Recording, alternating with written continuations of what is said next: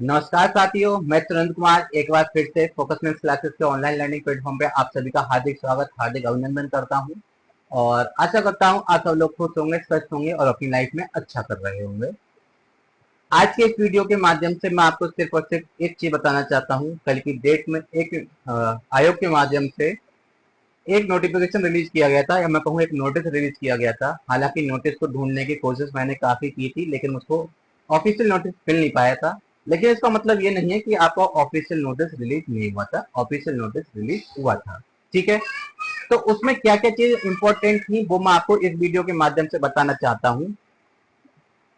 तो एक बार देख लेते हैं क्या था नोटिस में। नोटिस में कुछ ऐसा था कि आपका इन्होंने ये दिया हुआ था कि आपका जो एक एग्जाम हुआ था सहायक आचार्य का। ठीक है, किस चीज का? सहायक आचार्य का जो आपका एग्जाम हुआ था, वो एग्जाम आपका,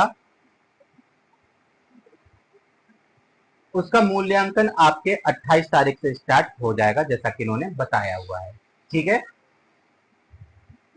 सहायक आचार्य का आपका मूल्यांकन जो है 28 जुलाई से स्टार्ट कर दिया जाएगा, ऐसा इनके नोटिस के माध्यम से बताना था। ऑफिशियल नोटिस का ये सेम जो है लिखा हुआ है। ठीक है, और इसके अलावा उसमें एक न्यूज और थी। इन्होंने कहा था कि यूपी टेट के लिए इसी हफ्ते एक बैठक बुलाई जाएगी और उस बैठक में निर्णय लिया जाएगा कि वो यूपी टेट आपका कब होना है और कब नहीं होना है। इसका मतलब यह है कि यूपी टेट के बारे में ये सोच रहे हैं कि यूपी टेट भी कंडक्ट कराया जाए। ठीक है, तो इन्होंने साफ साफ बोला था कि आपका पात्रता परीक्षा टीईटी की प्रक्रिया जल्द शुरू करने का निर्णय लिया जाएगा। उत्तर प्रदेश में 23 जनवरी 2022 को आखिरी बार टीईटी 2021 को कराई गई थी, उसके बाद 4 साल से टीईटी नहीं कराई गई है। ठीक है, मतलब उत्तर प्रदेश पात्रता परीक्षा को लेकर एक मीटिंग आयोजित की जाने वाली है और उस मीटिंग के माध्यम से इन्होंने ये निर्णय लेना है कि क्या यूपी टेट को कराना चाहिए और कब कराना चाहिए। ठीक है, साथ ही साथ इन्होंने इसमें एक न्यूज और दी थी। वो क्या थी? वो ये थी कि आपके इनका कहना है कि आपके एक सप्ताह के अंदर जो आपका टीजीटी का एग्जाम था, ठीक है, उसकी ऑफिशियली एक एग्जाम डेट डिक्लेयर कर दी जाएगी। मतलब ये कह रही हैं कि एक सप्ताह के बाद आपको यूपी टेट का, सॉरी यूपी टीजीटी का एग्जाम डेट पता चल जाएगा। तो अब इतना सब कुछ को छोड़ते हुए मैं आपको बस शॉर्ट में बताना चाहता हूँ कि इस नोटिफिकेशन में एक्चुअली था क्या। एक तो ये था कि आपको जो यूपी टेट है, ठीक है, यूपी टेट को कंडक्ट कराने की जानकारी थी। ये आपको कंडक्ट कराने के बारे में सोच रहे हैं।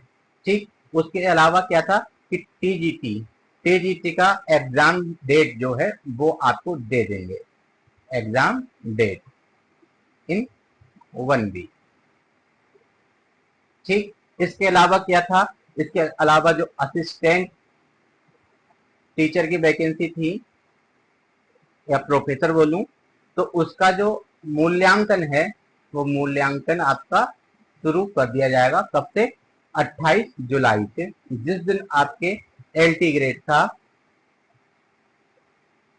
डिटेल नोटिफिकेशन रिलीज होगा। ठीक है ना,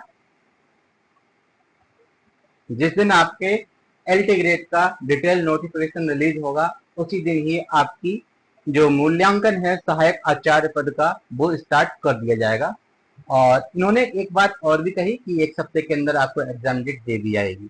अब मेरा कहने का मतलब इतना है, ठीक है आप एग्जाम डेट दे देंगे, हालांकि आपने तो एग्जाम डेट तो क्या, आपने तो एग्जाम पोस्टपोन का नोटिस भी नहीं दिया। ठीक है, एक भी नोटिस आपने नहीं दिया। जो आपके 21 और 22 जुलाई को एग्जाम होने को था वो आपने उसके बारे में कुछ बताया ही नहीं, किसी प्रकार कोई नोटिस जारी किया ही नहीं। कुछ एक कैंडिडेट तो अपना रिजर्वेशन करा के बैठे हुए होंगे कि कहीं चलो जाना है, हालांकि किसी को अभी तक अपना सेंटर के बारे में पता नहीं था, ना डिस्ट्रिक्ट के बारे में पता नहीं था। लेकिन बच्चे काफी ज्यादा इस चीज को लेकर परेशान थे। स्टूडेंट की हमेशा क्वारीज रहती हैं कि भाई कब होगा। ठीक है, कि एक सबसे पहले पता चल जाए कि अब वहां पे किसी प्रकार रिजर्वेशन मिलेगा ट्रेन में या नहीं मिलेगा। अगर मैं बात करूं एचटेट का, फिलहाल एचटेट की अगर मैं देखूं अपने यहाँ बरेली से, अगर मैं गुड़गांव का, ठीक है, कोई भी ट्रेन देखूं तो उसमें किसी प्रकार का कोई भी रिजर्वेशन नहीं है।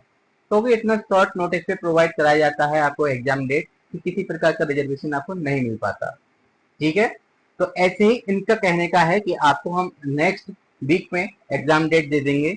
मेरा कहने का इनसे बस इतना ही है कि एग्जाम डेट आप दें या ना दें, ठीक है, आप जो भी करें पर उस पर आप क्या रहें, एक दृढ़ निश्चय करके आए, फोकस्ड होके आए कि हाँ आज मैंने ये बात कही है कि मैं एग्जाम कराऊंगा। ठीक है ना, एग्जाम कराना है तो इसका मतलब ये है कि भाई एग्जाम कराना ही है। ठीक है, किसी प्रकार का पोस्टपोन ना हो, ये रहता है डिटर्मिनेशन, दृढ़ निश्चय कि नहीं, एक बार हमने डेट डिक्लेयर कर दी, इस डेट में हमें कराना है, इसका मतलब कराना है। लेकिन क्या करें, बेचारी राजनीति, राजनीति के वोट, उनका इलेक्शन की डेट, उनके इलेक्शन का रिजल्ट, वो तो आपका ऑन डेट आएगा, चाहे कोई जिए चाहे कोई मरे, कितनी बड़ी कोई आपदा ही क्यों ना आ जाए। लेकिन अपने जो स्टूडेंट्स हैं, जो कैंडिडेट हैं, जो बेरोजगार बचे हुए हैं बेचारे, उनके बारे में कोई नहीं सोचता, किसी के पास इतना टाइम नहीं है कि आप लोगों के बारे में सोचे। एक बार मैं आपको साफ साफ बता देना चाहता हूँ, मैं भी एक स्टूडेंट ही हूँ। अगर मैं कहूँ एक टीचर हूँ, टीचर तो हूँ लेकिन मैं हमेशा एक स्टूडेंट ही रहूंगा, क्योंकि एक टीचर हमेशा एक स्टूडेंट रहता है, हमेशा पढ़ता रहता है। एक इम्पोर्टेंट बात यह है कि आपकी जो साइकोलॉजी आपने बीएड में पढ़ी थी, उसमें एक लाइन थी कि अगर किसी दार्शनिक की लाइन है कि किसी देश को अगर आपको बर्बाद करना है तो आप उसका बस एक काम करें, बिल्कुल किसी प्रकार की कोई जंग ना लड़ें, किसी प्रकार का कोई रोकथाम ना करें, किसी प्रकार का कोई प्रतिबंध नहीं लगाएं, आप बस एक काम करना कि उस देश की शिक्षा व्यवस्था खराब कर देना, वो देश अपने आप ही बर्बाद हो जाएगा। तो हम कहें हम बर्बादी के कगार पर जा रहे हैं तो बिल्कुल ठीक है, क्योंकि हमारी शिक्षा व्यवस्था खराब की जा रही है। ठीक है, क्योंकि शिक्षकों की नियुक्ति नहीं की जा रही, समय पे उनको ज्वाइनिंग नहीं दी जा रही है, और शिक्षा व्यवस्था को लेकर आप पहले से पता हुआ कि 5,000 स्कूल मर्ज कर दिए गए हैं। जो व्यक्ति पहले पास में स्कूल होने के होने के चलते कभी मन बना लिया करता था कि चलो चले जाते हैं, एडमिशन ले लेते हैं, अब आपने वहां का स्कूल ही बंद कर दिया, तो बच्चा जो पहले थोड़ा सा इंकरेज हुआ था स्कूल जाने के लिए, अब वो प्योरली डिमोटिवेटेड हो गया है कि भाई मेरा स्कूल 10 किलोमीटर दूर है, मैं स्कूल नहीं जाऊंगा। ठीक है, जो स्कूल उसका उसके गांव में ही था, आज वो स्कूल उसके गांव में नहीं है, किसी और गांव में है, तो वो व्यक्ति अपना गांव छोड़ के दूसरे गांव में जाना नहीं चाहेगा। मुझे नहीं पता इन्होंने किस पर्पज से इसको सही मान के मर्ज किया है, फिलहाल मर्ज तो हो गया है। ठीक है, सरकार है, क्या करें, सर्वमान्य है, कुछ नहीं कर सकते। तो आज की वीडियो में बस इतना ही कहना चाहूंगा। आपसे रिक्वेस्ट है कि आप अपना सपोर्ट, अपना प्यार इसी प्रकार से बनाए रखें। आप सब लोगों की मदद से, आप सब लोगों की हेल्प से, सपोर्ट से अब मेरा चैनल मोनेटाइज हो चुका है, उसके लिए मैं आप सभी का बहुत बहुत आभारी हूँ, थैंक यू। और आपसे रिक्वेस्ट है कि आप चैनल को सब्सक्राइब जरूर कर दें, जिससे आपको नए नए अपडेट्स, नए नए वीडियो समय से मिलते रहें। और अगर आपको मेरी मेहनत अच्छी लगती है या किसी लायक लगती है तो चैनल को सब्सक्राइब करने के साथ साथ वीडियो को लाइक और शेयर जरूर कर दीजिएगा, जिससे मुझे भी मोटिवेशन मिलता रहे। और आप चाहें तो मेरा टेलीग्राम लिंक जो दिया हुआ है उस चैनल को ज्वाइन कर सकते हैं। Thank you, thanks for watching, thanks a lot.